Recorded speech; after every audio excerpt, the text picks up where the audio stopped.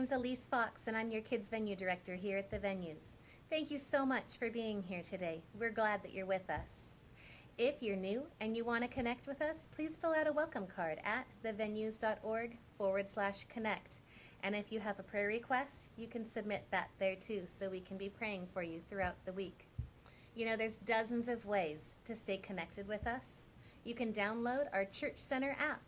Just go to your app store and find Church Center app. Once downloaded, you can select the venues and see all the great things that we have going on. You can also connect with us through our Facebook, website, Twitter, Instagram, and our weekly newsletters. Thanks again for being with us. Hey everybody, welcome to the Venues. We're so glad that you're watching online.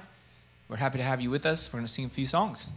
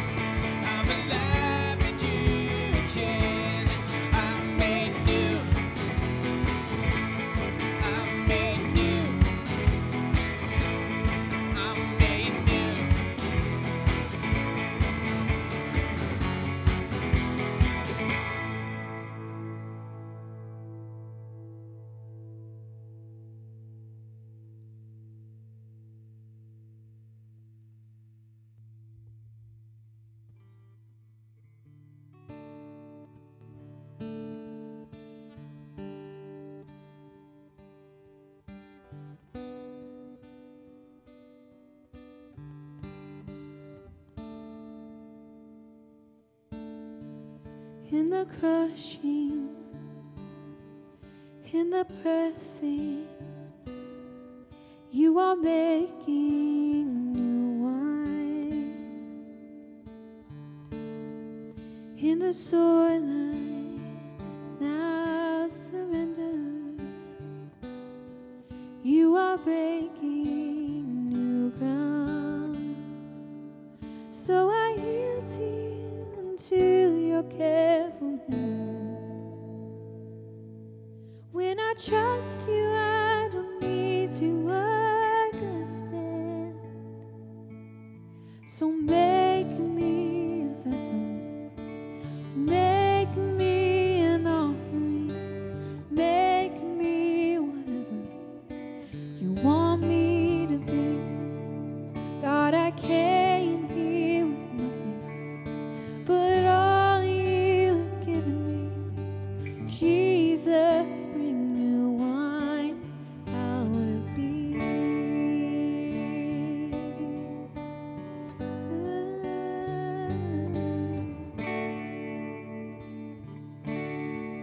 in the crushing, in the pressing, you are making new wine.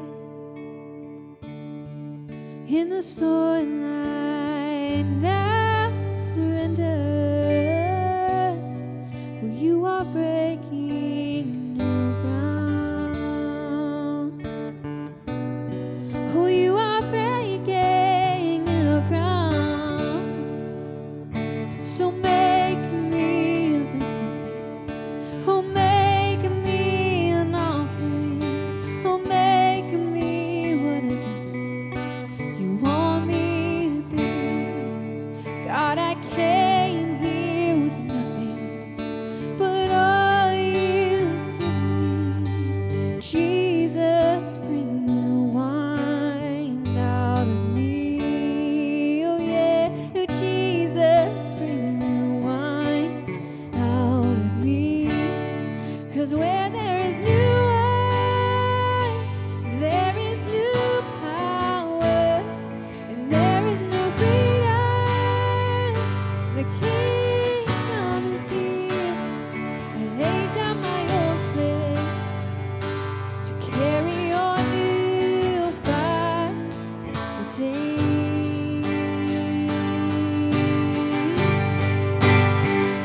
'Cause where there is new wine, there is new power, and there is new freedom. The kingdom is here. I lay down my old flames to carry your new fire today.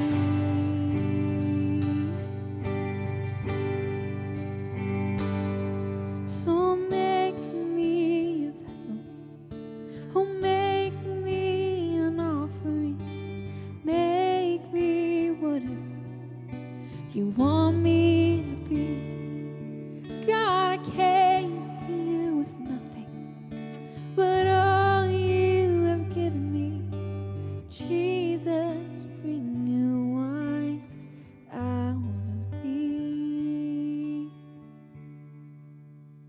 Hey friends, we have a super awesome, fun bonfire coming up at Rollage Wilson. And it's Sunday, October 18th from 3 to 5 p.m.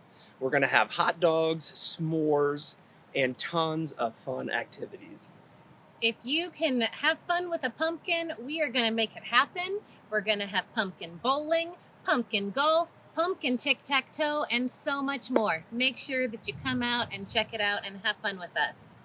And as always, we are trying to have fun and be safe. So we will require masks when you are around the bonfire pit or around the food tables. So come with your family, have a great time. We can't wait to see you. Hi friends, if you are looking for a safe activity to do this fall, we are going to have on Tuesday, October 27th, right around 6:30 p.m. Basically, we're just waiting for the sun to set. We are going to do a screening of the documentary Songs from the Street. So if you know anything about the venues, we are very driven in our unsheltered community. We're trying to meet the needs of all of those in Springfield who do not have a home, who do not have a meal, who do not have a warm place to stay. And this last year, they have formed a choir, and we actually had them down at 425 last winter to perform their first live performance. And so on Tuesday, the 27th, around 6:30 p.m., we are going to do a viewing of the movie all about the Springfield Street Choir.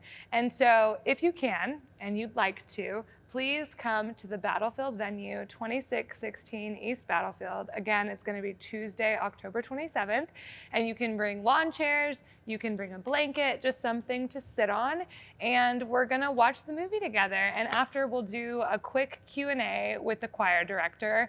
The venues is going to be providing popcorn and M&Ms prepackaged, so it's all safe. So please make sure you come, and you can bring a warm blanket or a jacket to donate to some of our unsheltered friends for the winter. So we look forward to seeing you. Good morning, everybody. My name is Ben Stringer, and I am so fortunate to be the associate pastor here at the venues. Just a reminder that even in this time of 2020 and our pandemic and all of the chaos, our ministries and our programs and the work of the church still continue. We hope that you can find opportunities to connect and to serve and to grow and to worship with us. Also want to remind you that if you're able, you can donate and assist us in our ministry and our service by mailing in a check or by dropping off a check at the church or by dropping off a check if you show up in person sometime, but also by giving online at thevenues.org/give. There you can give one time, or you can even set up recurring donations. I appreciate you thinking about this, being prayerful about it, and I hope you enjoy the message. For the special song this morning, we're going to be hearing Scare Away the Dark by Passenger. And I want to encourage you just to use this opportunity to listen to the music, to hear the lyrics of this song as you center yourself and open up your spirit to the message. This song and its lyrics have a really nice tie-in to the message, especially the parts that encourage us to love without fear in our heart and remind us that if we all light up, we can scare away the dark. And so, without further ado, here's Joey singing Scare Away the Dark.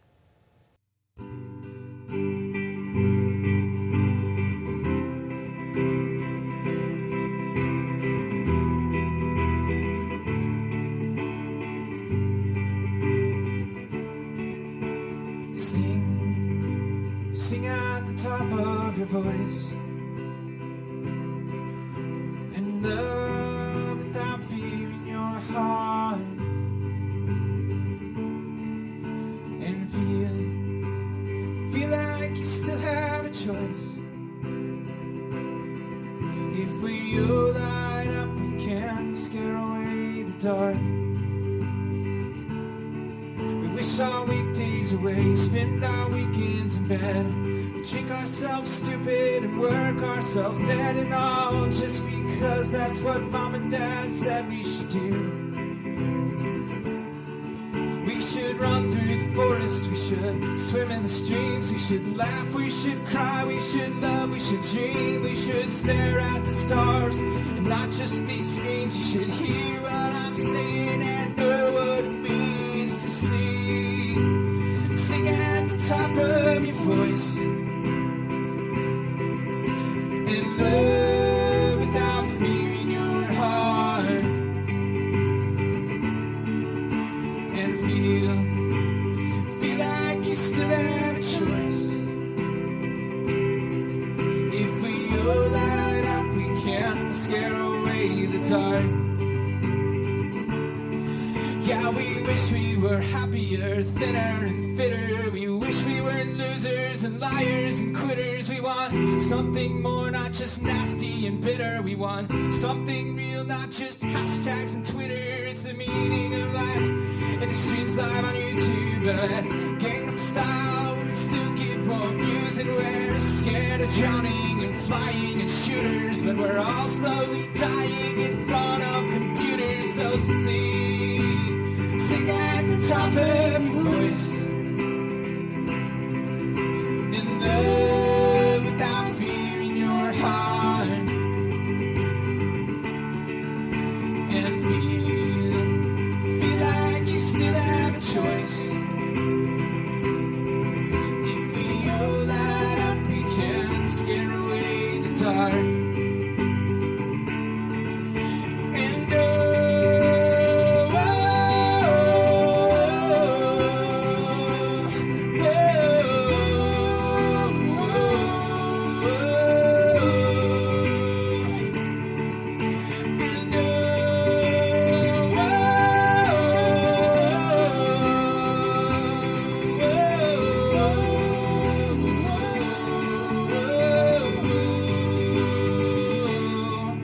And so sing at the top of your voice and love without fear in your heart, and feel like you still have a choice. If we all dark. Good morning, everybody. My name is Ben Stringer, and I'm the associate pastor here at the Venues. And welcome to The Message. I have the opportunity to bring you the message this morning as Philip is taking a little bit of a respite this week in the wake of the passing of his father. And of course, our thoughts are with him and his entire family, just as our thoughts are with you, many of you, who have also been suffering through this season of 2020, through instances of illness and isolation and loss. I want you to know that you are not forgotten. And we come together this morning in worship and in some ways in celebration. We're celebrating and looking forward to a holiday season in a series that asks, are you ready for a holiday? And I'm sure that some of you, even just in your own mind, just gave a resounding yes. Each week we've been looking at holidays and merging these holidays into lessons and a focus on our faith. This week we're talking about Make a Difference Day. National Make a Difference Day is set for October 24th. It's always the fourth Saturday in October, and I have to admit to you, before I started preparing for this series, I had never heard of National Make a Difference Day. So I learned a little bit about it. It was actually created in 1992, and as it was created, it was joined by an organization called Points of Light, which was founded by President George H.W. Bush. And that organization is really an international organization that helps to connect people to organizations that do community service, which is fantastic and really resonates with the heartbeat of this church, because one of the real strengths of this church is the commitment that its people have to service in our community. Even through the pandemic, we have continued to engage in ministries that serve the public, and today we have many opportunities for you if you're interested in making a difference in that way. For example, every Thursday night, Rob Howard and Kim Deal spearhead our effort to serve people dinner. That's Thursday night before Bar Church. We have a number of people who come down there and help, and if you're one of those people, I just want to say thank you for making that happen. Each week, when I get down there for Bar Church, we've got people lined up outside of that building waiting to get a hot meal, usually.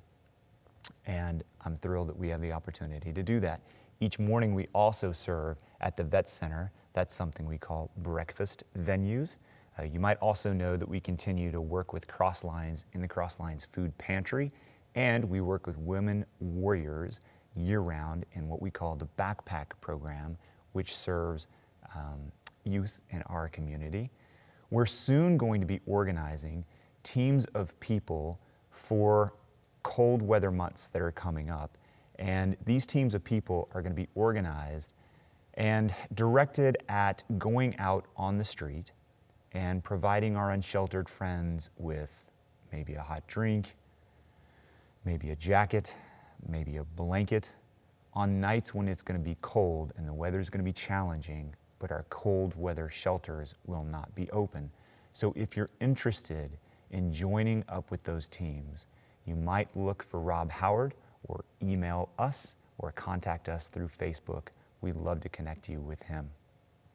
When you think about characters and people of the Bible who've made a difference, you have a number of people that you could choose from. But this week, we're going to talk about the unique story of Esther. I'm not sure how the book of Esther became this book that's like the highlight of Vacation Bible School and became part of the whole VeggieTales legacy. It's a story that's very adult in nature. And here's how the book starts. I'll give you kind of the Cliff Notes version, if you will. The story of Esther starts with a focus on the king of the region. And the king of the region at this time is King Xerxes. King Xerxes is a ruler over a large area. He is married to a queen, Queen Vashti. And as the book opens up, they're having a banquet. King Xerxes is throwing a banquet which is probably more closely and accurately described as a drunk fest. It's a multi-day festival, a multi-day banquet in which you're allowed to eat and drink as much as you want and probably encouraged to do so.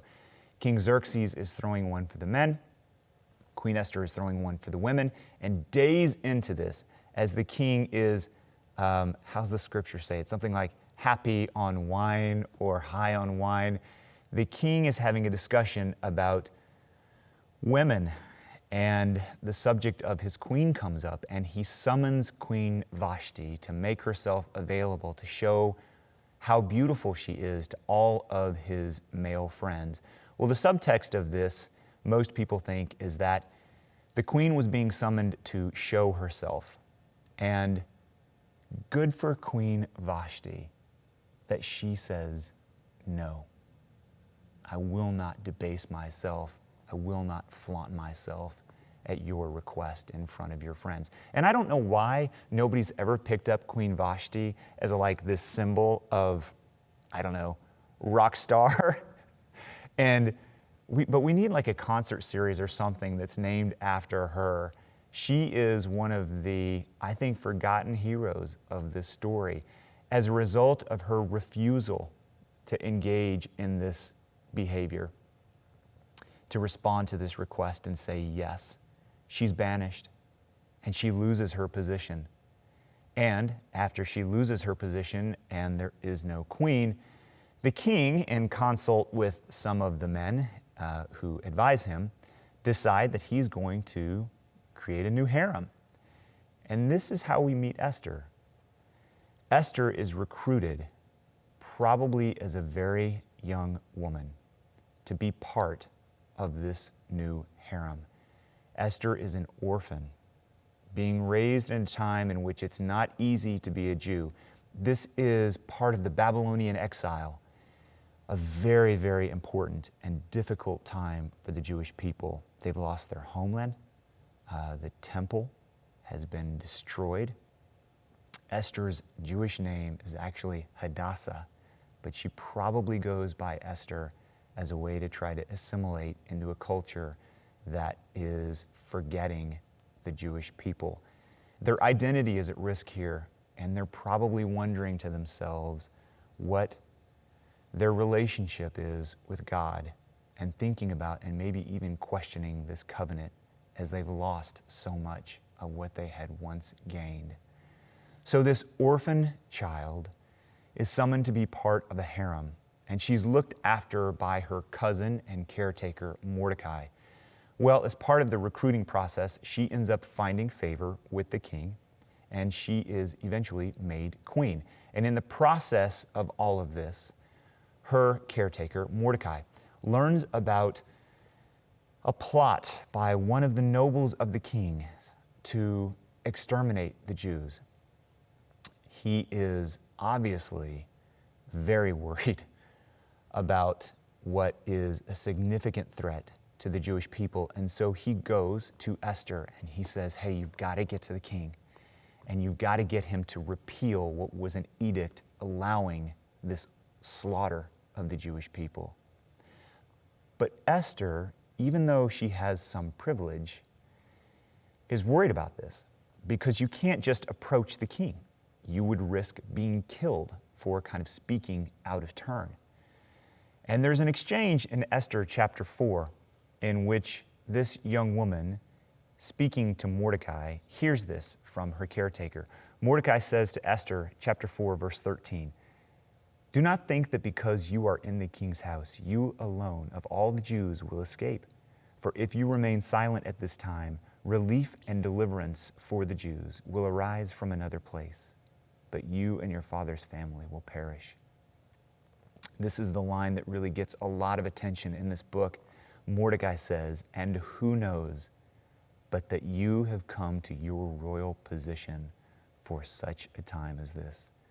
Who knows that you don't find yourself at this place and time for just such a reason as to speak out and make a difference?" So Esther thinks about this, and after thinking about it, she instructs Mordecai to have the people fast for 3 days. And at the end of this, she says, I will go to the king, even though it is against the law. And if I perish, I perish. Well, Esther's willingness to be bold and to step out in faith actually saves the Jewish people. The king receives her as she speaks up and speaks out. He listens to what she has to say, and he changes the edict, saving the Jewish people.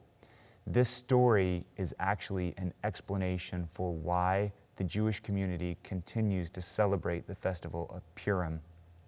Purim is a celebration, but most celebrations for the Jewish people are contained within the Torah.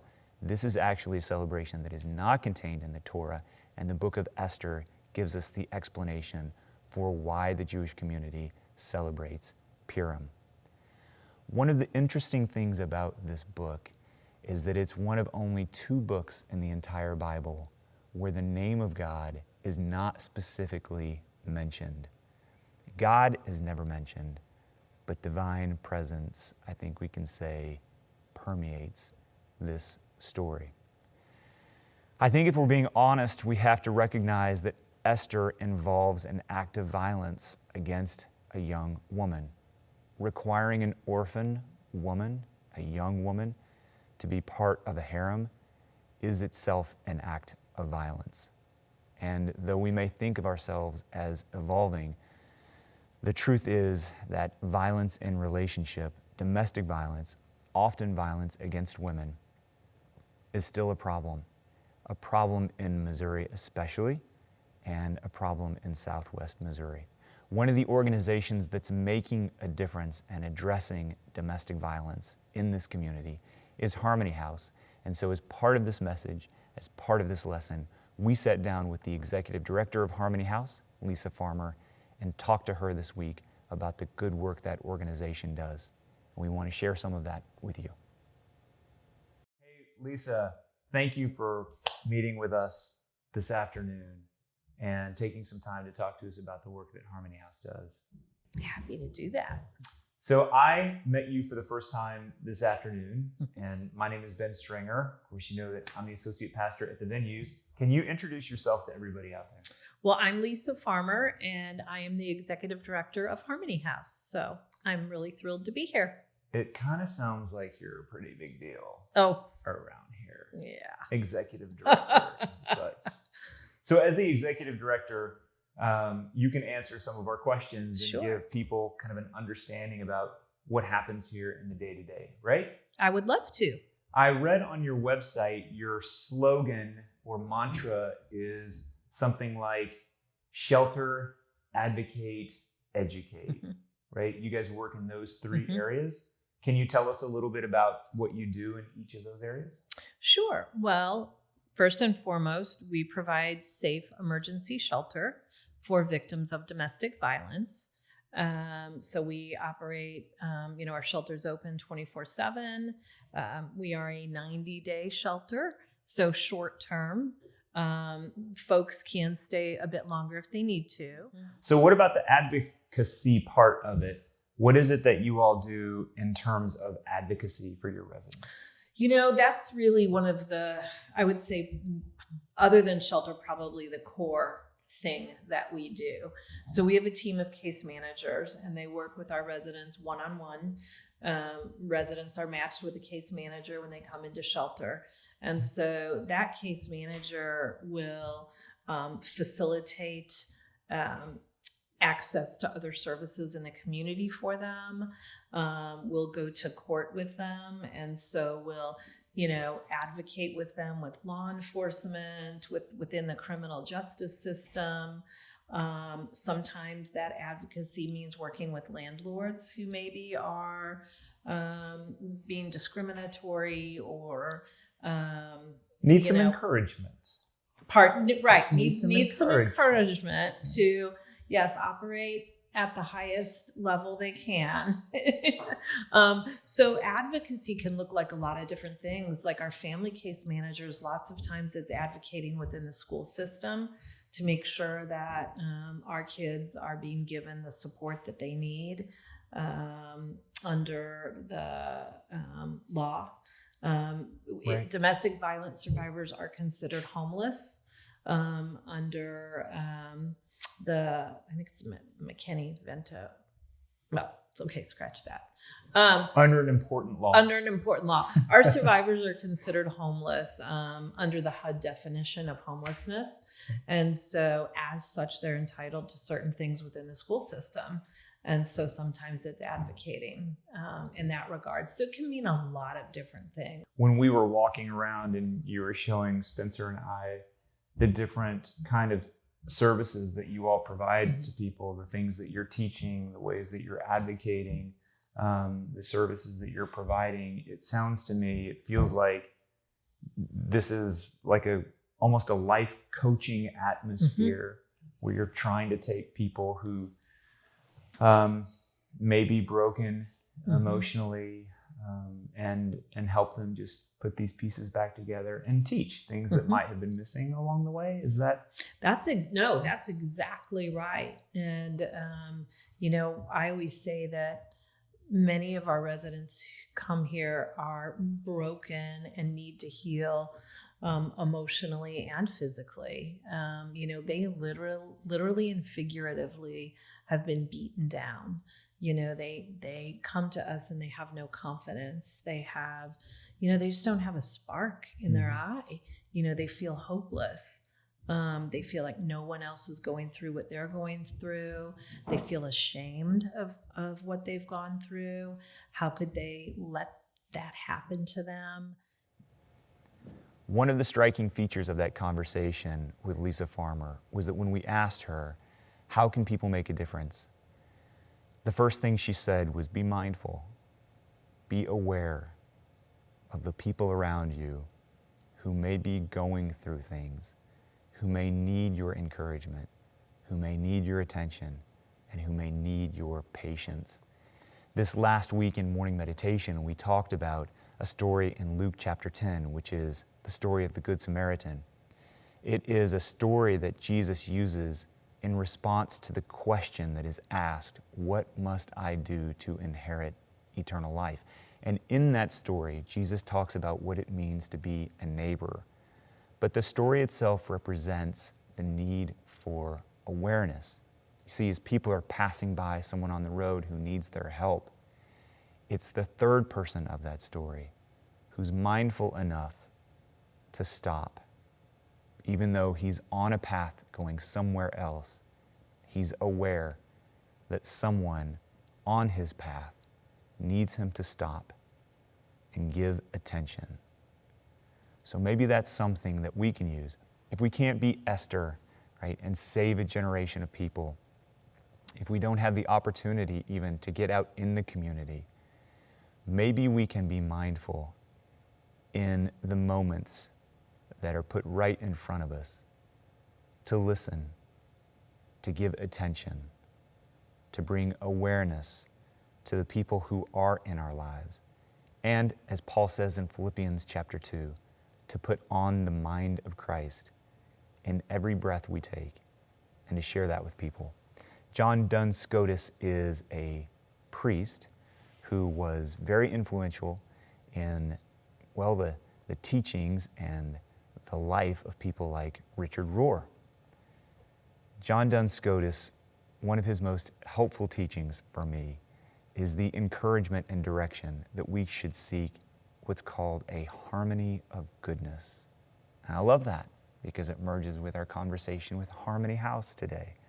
Harmony of goodness means a harmonizing and balancing of self-care with the expansion beyond ourselves to care for our neighbors and to show love to other people. So as we close today, imagine working toward that kind of harmony, that the possibility of love is always right in front of us with mindfulness and awareness, that it's not a theory, that it's not some kind of heroic Esther ideal, and it's not a distant goal, but it's something that we can breathe in and breathe out, that we can seek our rebirth and be born again moment to moment and share that with everybody.